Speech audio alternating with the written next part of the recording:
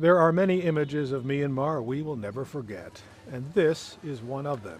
The day the friendship agreement was signed in the city of Malamine. That is Min Myint Nan Tin. She runs Fort Wayne's Burmese Advocacy Center on Lake Avenue, helping settle refugees in Fort Wayne.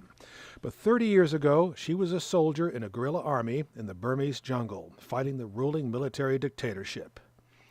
On their first day in Myanmar, Min took the sister cities delegation to this place, the 8888 Museum.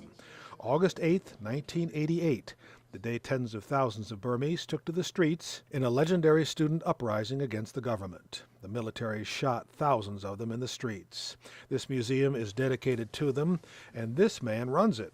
His name is Min Konyang. He was a student leader in the uprising and spent 20 years in prison in solitary confinement.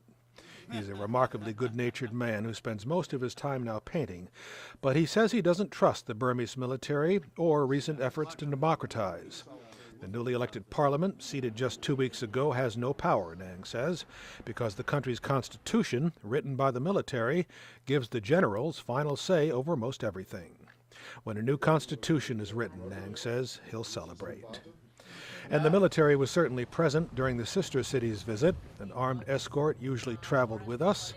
That's me with the boys there. But Min Myint Nan Tin thinks democracy will thrive in Burma. After 4 years fighting in the jungle, she escaped to Thailand and came to America in 1992. She is a member of Fort Wayne's Sister Cities delegation, and on this day, when a hand of friendship is offered to her former enemy, she sits across the table from the Prime Minister of Mon State and officiates.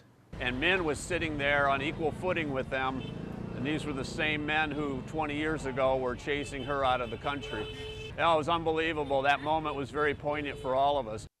No one can predict Myanmar's future. All one can do is offer a struggling democracy support and friendship. And in this exotic, long-suffering country, Fort Wayne, Indiana is the first spot on Earth to do so. Eric Olson reporting for 21 Alive News.